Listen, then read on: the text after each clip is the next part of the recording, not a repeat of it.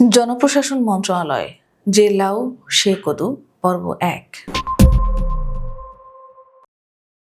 বাংলায় বহুল প্রচলিত একটা প্রবাদ বাক্য আছে, যে লাউ সে কদু। জনপ্রশাসন মন্ত্রণালয়ের অবস্থাও হয়েছে তাই।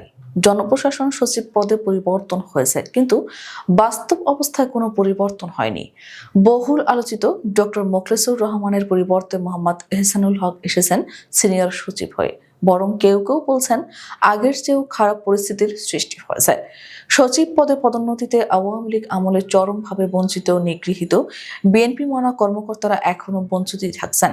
এর বিপরীতে পদোন্নতি পদায়ন বাগিয়ে নিচ্ছেন ফ্যাসিস্ট আওয়ামী কর্মকর্তারা, যারা এখন জামায়াত লীগ নামে পরিচিত।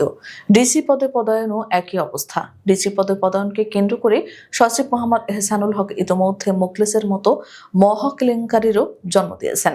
অর্থাৎ যে উদ্দেশ্যে জনপ্রশাসন সচিব পদে পরিবর্তন আনা হয়েছে এর কিছুই বাস্তবায়িত হয়নি, বরং কোনো কোনো ক্ষেত্রে পরিস্থিতির অবনতি হয়েছে বলে দাবি করছেন সংশ্লিষ্টরা। বিশেষ করে পেনশনভোগী কর্মকর্তাদের ভোগান্তি হয়রানি চরমভাবে বেড়েছে। এহসানুল হক ইতিপূর্বে সড়ক পরিবহন ও মহাসড়ক বিভাগে সিনিয়র সচিব পদে থাকাকালে নানামুখী সমস্যা তৈরি হয়। অতি সাধারণ নথিও তিনি আটকে রাখেন, এতে কয়েকশো নথি জড়ো হয়ে যায়। তিনি চলে আসার পর এখন এসব নথি গতি পেয়েছে। জনপ্রশাসন মন্ত্রণালয় চালাচ্ছে একই কায়দায়। ছুটি ছাটা, পেনশন এবং ভূতাপেক্ষ পদোন্নতি পাওয়া কর্মকর্তাদের কয়েকশো নথি ইতিমধ্যে আটকা পড়েছে। প্রশাসনে সাধারণ পদোন্নতির প্রক্রিয়াও স্থবির হয়ে পড়েছে। অতিরিক্ত সচিব পর্যায়ে পদ শূন্য পড়ে আছে অনেক। কর্মকর্তার অভাবে পদায়ন দেওয়া যাচ্ছে না। প্রতিদিনই বাড়ছে এই শূন্য পদের সংখ্যা, কিন্তু সচিব এহসানুল হক এ নিয়ে একবার এক কথা বলছেন। মন্ত্রিপরিষদ সচিব ডক্টর শেখ আব্দুর রশিদকে উস্কে দিয়ে ২০তম ব্যাচের পদোন্নতি প্রত্যাশী কর্মকর্তাদের হুমকিও দেওয়ার ব্যবস্থা করেছেন তিনি। গত সপ্তাহে মন্ত্রিপরিষদ সচিবের দপ্তরে অপ্রীতিকর ঘটনাও একটি ঘটে গেছে। জনপ্রশাসন মন্ত্রণালয় জামায়াতের এজেন্ডা বাস্তবায়ন করছে। বিএনপির শীর্ষ মহলের এমন অভিযোগের পরিপ্রেক্ষিতে গত অক্টোবর মাসের শুরুতে জনপ্রশাসন সচিব পদে পরিবর্তনের সিদ্ধান্ত নেন প্রধান উপদেষ্টা ডক্টর মোহাম্মদ ইউনূস। কে হবেন পরবর্তী জনপ্রশাসন সচিব এই মর্মে তিনি একটা নির্দেশনাও দেন। সেই অনুযায়ী সারসংক্ষেপ তৈরি হয়ে প্রধান উপদেষ্টার কার্যালয়ে গেলে উপদেষ্টা মোহাম্মদ ফাউজুল কবির খান এবং মন্ত্রিপরিষদ সচিব ডক্টর শেখ আব্দুর রশিদ এর নেতৃত্বে জামায়াতপন্থী গ্রুপটি ব্যাপক তৎপরতা চালিয়ে তা আটকে দেয়। কয়েকদিন ধরে দেন দরবারের পর অবশেষে গত ১২ অক্টোবর মোহাম্মদ এহসানুল হককে এই পদে নিয়োগের প্রজ্ঞাপন জারি হয়। তিনি এই পদে পদায়নের ৩ দিনের মাথায় ৪ জুলাই ডিসির পদে পরিবর্তন হয়। ওই পদায়ন নিয়ে গণমাধ্যমে হাসিনার কার্যালয়ের কর্মকর্তা সহ ৪ আওয়ামী সুবিধাভোগী হলেন জেলা প্রশাসক শিরোনামে প্রতিবেদন প্রকাশিত হয়। শীর্ষ নিউজ ও শিশু কাগজ প্রতিবেদকের প্রশ্নের জবাবে এহসানুল হক দাবি করেছেন, ওই ৪ জেলায় ডিসি পরিবর্তনে তার কোনো হাত নেই। সারসংক্ষেপ আগে থেকেই তৈরি হয়ে প্রধান উপদেষ্টার কার্যালয়ে গেছে, কিন্তু তার হাত দিয়ে যে প্রজ্ঞাপন জারি হয়েছে এটা তিনি স্বীকার করেছেন। তিনি ইচ্ছা করলে প্রজ্ঞাপন জারি না করে প্রধান উপদেষ্টার কাছে প্রকৃত তথ্য তুলে ধরতে পারতেন, তবে তা করেননি। এর পরের ঘটনাগুলো, যেমন সচিব পদে পদোন্নতি এবং ডিসি পদে পদায়ন নিয়ে যা কিছু ঘটেছে, একটিরও উত্তর তিনি দিতে পারেননি।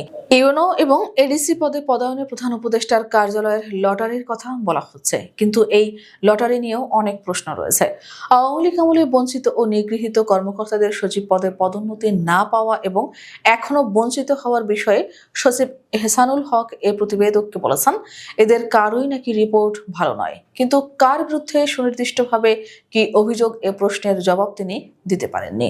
জনপ্রশাসনের সবাই বহাল তবিয়তে জনপ্রশাসন মন্ত্রণালয়ের গুরুত্বপূর্ণ এপিডি উইং এর সবাই বহাল তবিয়তেই আছেন।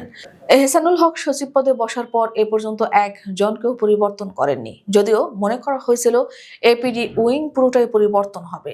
অবাক ব্যাপার হলো আওয়ামী আমলের কর্মকর্তারাও কেউ কেউ এখনো বহাল তবিয়তে আছেন, যারা ইতিমধ্যে জামায়াতে যোগ দিয়েছেন। এছাড়া গণঅভ্যুত্থানের পর যে কয়জন নতুন এসেছেন এরা সবাই জামায়াতপন্থী। এহসানুল হক সচিব পদে বসার আগেই গত ১০ অক্টোবর জনপ্রশাসন মন্ত্রণালয়ের নিয়োগ, পদোন্নতি ও প্রেষণ অনুবিভাগের অতিরিক্ত সচিব মোহাম্মদ এরফানুল হককে সরিয়ে এই পদে পদায়ন দেওয়া হয়েছিল মোহাম্মদ ফিরোজ সরকারকে, কিন্তু মন্ত্রিপরিষদ সচিব সহ জামায়াতপন্থীদের বাধার কারণে তিনি এই পদে বসতে পারেননি। এহসানুল হক আসার পরেও বেশ কয়েকদিন ঝুলে থাকে বিষয়টি। পরবর্তীতে ফিরোজ সরকারকে মন্ত্রণালয়ের অতিরিক্ত সচিব পদে দেন। সেই থেকে অতিরিক্ত সচিব এপিডি পদটি কৌশলে শূন্য রাখা হয়।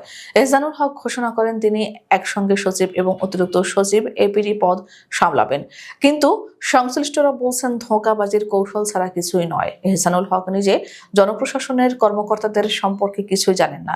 এ বিষয়ে তার পূর্ব অভিজ্ঞতা নেই। তাছাড়া দীর্ঘকাল ছিলেন চাকরির বাইরে, অবসর জীবনে। বাস্তবে দেখা যাচ্ছে যে তিনি জনপ্রশাসনের জামাত এবং জামাতে লীগের উপর ভর করে চলছেন পুরোপুরি। এই সুযোগে যুগ্ম সচিব মিয়া মোহাম্মদ আশরাফ রেজা ফরিদী অঘোষিতভাবে অতিরিক্ত সচিব এপিডি হয়ে উঠেছেন। শুধু অতিরিক্ত সচিব এপিডি নয়, তার চেয়েও ক্ষমতাবান বলে মনে করা হচ্ছে বর্তমানে মিয়া মোহাম্মদ আশরাফ রেজা ফরিদীকে, যিনি শুধুমাত্র ফরিদী নামে বিশেষভাবে পরিচিত। একদিকে ইকোনমিক ক্যাডারের কর্মকর্তা, অন্য পরিচয় হলো আওয়ামী আমলের সুবিধাভোগী। এই কর্মকর্তা কিভাবে প্রশাসনে এতটা ক্ষমতাবান হয়ে উঠলেন, প্রশাসন দাবড়ে বেড়াচ্ছেন তা নিয়ে অনেক প্রশ্ন রয়েছে, অনেক রহস্য রয়েছে। আওয়ামী লীগ আমলে পদোন্নতি বঞ্চিত নন। ওই সময় ব্যাচের অন্যদের সঙ্গে উপসচিব পদে পদোন্নতির পর স্বরাষ্ট্রের অত গুরুত্বপূর্ণ পদায়নে থেকেছেন। এরপরে এসেছেন স্বাস্থ্য মন্ত্রণালয়ে। এটিকেও আকর্ষণীয় পদায়ন হিসেবে বিবেচনা করা হয়ে থাকে প্রশাসনে। গণ অভ্যুত্থানের পরে হঠাৎ করে জনপ্রশাসন মন্ত্রণালয়ের এপিডি উইং এর উনি 2 শাখায় পদায়ন পান। বলা হয় তিনি নাকি আগে বিএনপি করতেন, কিন্তু এ পর্যন্ত দেখা গেছে তিনি শুধুমাত্র জামাত এবং জামায়াতে লীগের এজেন্ডাই বাস্তবায়ন করেছেন। বিএনপির কোনো স্বার্থ রক্ষা করেছেন এ প্রশ্নের জবাব তিনি দিতে পারেননি। তবে বিএনপির নয়, বিএনপি নামধারী কিছু ধান্দাবাজ ও মুনাফেক জাতীয় কর্মকর্তার স্বার্থ তিনি রক্ষা করে চলেছেন।